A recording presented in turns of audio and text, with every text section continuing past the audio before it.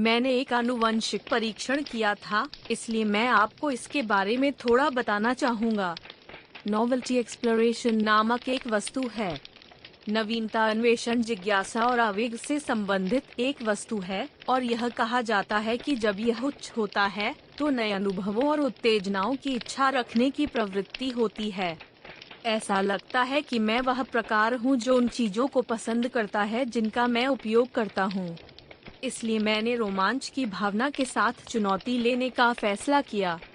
सज्जनों, देवियों, नमस्कार। यह ताकाजुन है। आइए आज अपने भविष्य के लिए ज्ञान का निर्माण करें। मैंने उत्कृष्ट अवयवों को संक्षेप में प्रस्तुत करने की कोशिश की जो आंत के बैक्टीरिया को रोकते हैं और आनंदित करते हैं। प्रीबायोटिक्स सुपर महत्वपूर्ण हैं। मैं अक्सर यह सुनता हूँ। प्रीबायोटिक्स आहार फाइबर होते हैं जो आंतों में बैक्टीरिया के लिए भोजन बन जाते हैं। प्रीबायोटिक्स के बारे में क्या अच्छा है? 1. शॉर्ट चेन फैटी एसिड जैसे ब्यूटेरिक एसिड, प्रोपियोनिक एसिड और एसिटिक एसिड आंतों की कोशिकाओं की रक्षा करते हैं। 2. चयापचय में सुधार के लिए शॉर्ट चेन फैटी एसिड भी शरीर में अवशोषित होते हैं। इसकी योग्यता है और शरीर में सूजन और एलर्जी प्रतिक्रियाओं को दूर करना आवश्यक है। मैं अपने एलर्जी संविधान को बेहतर बनाने के लिए दैनिक आधार पर प्रीबायोटिक्स को सचेत रूप से लेने की कोशिश करता हूँ। अतीत में मैंने इनुलिन और ओलिगोसेकेराइड जैसी विभिन्न चीजों को निगला है। हालांकि समस्याओं में से एक यह है कि पूरक की मात्रा को समायोजित करना मुश्किल है। मेरे मामले में इनुलिन और ओलिगोसेकेराइड थोड़े मीठे होते हैं, इसलिए मैं बहुत अधिक पीता हूँ और अपना पेट कम करता हूँ। खैर, यह एक समस्या है जो सामान्य रूप से पूरक की ओर ले जाती है ना? इसलिए मुझे लगता है भोजन से प्रीबायोटिक्स लेना बेहतर है, लेकिन आंत बैक्टीरिया को खुश करने के लिए मुझे किस तरह की सामग्री का चयन करना चाहिए, यहीं से न्याय करना काफी मुश्किल है। इसलिए यहाँ हमने कुछ ऐसे अवयवों को उठाया जिनसे प्रीबायोटिक्स प्राप्त करना आसान है। यदि आप मेरे जैसे एलर्जी के लक्षणों से पीड़ित हैं, तो कृपया इसका संदर्भ लें। प्याज। पहली चीज जिसकी मैं सिफारिश करना चाहता हूँ वह है प्याज, जहाँ कुल आहार फाइबर का लगभग 10% इन्यूलिन है और 6% फ्रुक्टोलिगोसेकेराइड है। दोनों का प्रीबायोटिक्स के रूप में एक निश्चित मूल्यांकन है और शॉर्ट चेन फैटी एसिड के उत्पादन के कार्य के अलावा वे नाइट्रिक ऑक्साइड का उत्पादन करके प्रतिरक्षा प्रणाली पर भी काम करते हैं। इसी समय क्वेरसेटिन नामक फ्लेवोनोइड्स की प्रचुरता के लिए धन्यवाद। इसमें एक उच्च एंटीऑक्सीडेंट शक्ति भी होती है। यही कारण है कि यह संचार प्रणाली के स्वास्थ्य के लिए अच्छा लगता है। यदि आप प्रीबायोटिक्स बढ़ाना चाहते हैं, तो यह एक घटक है जो पहली पसंद होगा। लहसुन। यह प्याज के समान जीनस की सब्जी भी है, इसलिए इसके समान लाभ हैं। कुल आहार फाइबर का 11% इन्यूलिन और 6% फ्रुक्टोलिगोसेकेराइड का संयोजन प्याज के समान है। यह अभी भी अज्ञात है कि प्रीबायोटिक के रूप में लहसुन किस हद तक उत्कृष्ट हैं।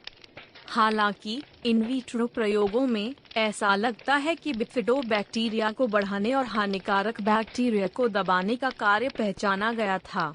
चूंकि यह एक जीवित बाहरी प्रयोग है, इसलिए अकेले समुद्री मूत्र का उपयोग करना असंभव है, लेकिन लहसुन के स्वास्थ्य लाभ प्रसिद्ध हैं। इसलिए अगर मेरे पास मौका है तो मैं अपना सेवन बढ़ाना चाहूँगा। बोझ। बरडॉग में प्रत्येक 100 ग्राम आहार फाइबर के 5 ग्राम होते हैं, जिनमें से अधिकांश इनुलिन और फ्रुक्टोलिगोसेकेराइड होते हैं। बरडॉग के प्रभावों पर लिव बाहरी अध्ययन हुए हैं और यह बताया गया है कि यह हानिकारक बैक्टीरिया के विकास को दबा सकता है और प्रतिरक्षा प्रणाली में सुधार को प्रोत्साहित कर सकता है। यह एक कच्चा बाहरी शोध है, इसलिए यह कहना मुश्किल है, लेकिन चूंकि इसके एंटीऑक्सीडेंट और विरोधी भड़काऊ प्रभावों के बारे में कुछ ज्ञान है, इसमें कोई संदेह नहीं है कि यह भी एक उत्कृष्ट घटक है। एस्परैगस। शतावरी को बहुत स्वस्थ भोजन के रूप में नहीं माना जाता है, लेकिन इसमें वास्तव में प्रति 100 ग्राम में 2G से 3G इंसुलिन होता है। यह प्रीबायोटिक के रूप में भी काफी उत्कृष्ट है। यहाँ भी शतावरी की जांच करने का मुख्य मामला लिव बाहरी प्रयोग है और यह सुझाव दिया गया है कि अच्छे बैक्टीरिया में वृद्धि और विरोधी भड़काऊ प्रभाव की संभावना है। यद्यपि यह सबूत के रूप में कमजोर है, लेकिन इनुलिन के लाभों के बारे में कोई संदेह नहीं है, इसलिए मुझे लगता है कि यह शतावरी को शामिल करने के लायक है। सेब के स्वास्थ्य लाभ शायद अच्छी तरह से ज्ञात हैं। हालांकि इसके कई कारण हैं। यह कहा जाता है कि पेक्टिन का प्रभाव, जो सेब में निहित आहार फाइबर का लगभग 50% होता है, बहुत बड़ा है। हालांकि पशु प्रयोग अभी भी मुख्य हैं। पेक्टिन में ब्यूटेरिक एसिड को बढ़ाने का कार्य भी है। यही कारण है कि अच्छे बैक्टीरिया को बढ़ाने के कार्य की बहुत उम्मीद की जा सकती है। संयोग से सेब पॉलीफिनोल्स के ढेर होते हैं, इसलिए हम पाचन अंगों में सुधार, वसा चयापचय में सुधार और खराब कोलेस्ट्रॉल में कमी की उम्मीद कर सकते हैं। व्यक्तिगत रूप से मुझे लगता है कि यह जामुन के बगल में एक उत्कृष्ट फल है। कोको। यह प्रसिद्ध है कि कोको, जिसे हर कोई प्यार करता है, फ्लेवोनोइड्स में समृद्ध है। यह आश्चर्यजनक रूप से अज्ञात है कि कोको आंत में प्रीबायोटिक के रूप में कार्य करता है। मनुष्यों को लक्षित करने वाले प्रयोगों में भी इसकी पुष्टि की गई है और इस बात की बहुत संभावना है कि यह अच्छे आंतों के बैक्टीरिया को बढ़ाएगा। संयोग से कोको आंत में नाइट्रिक ऑक्साइड का उत्पादन भी करता है, इसलिए यह भी एक अच्छा बिंदु है कि यह हृदय रोग के जोखिम को कम करता है। Jerusalem artichoke.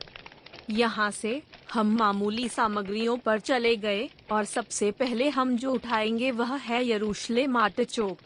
यह उन सब्जियों में से एक है जिसमें प्रति 100 ग्राम आहार फाइबर के बारे में 2 ग्राम होता है।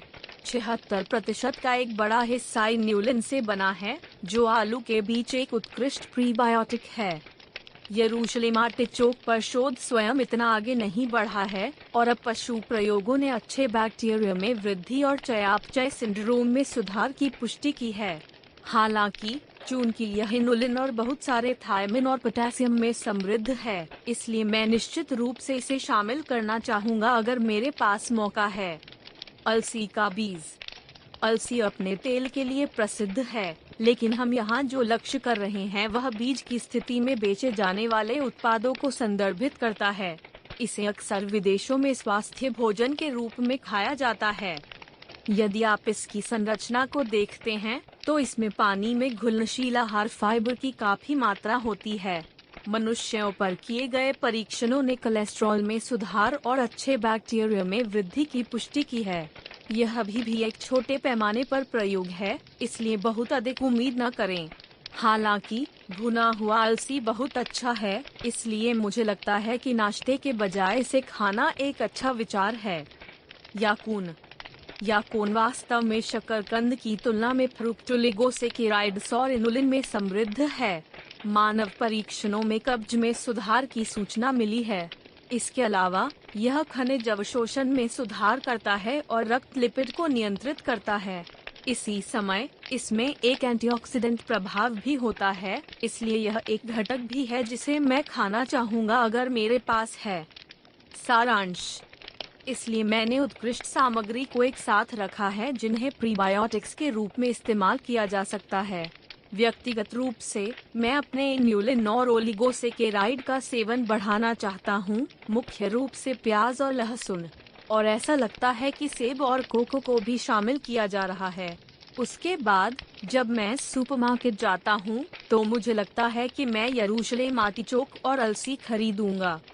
यहाँ द गुड न्यूज़ है, यदि आप अभी लाइफस्टाइल यूनिवर्सिटी का नामांकन करते हैं, ऑल यू कैन रीड और ऑल यू कैन सुन सकते हैं लेख और ऑडियो महीने में 4 बार या उससे अधिक पोस्ट किए गए हैं। बेशक आप अब तक पोस्ट किए गए लेखों और ऑडियो को पढ़ और सुन सकते हैं।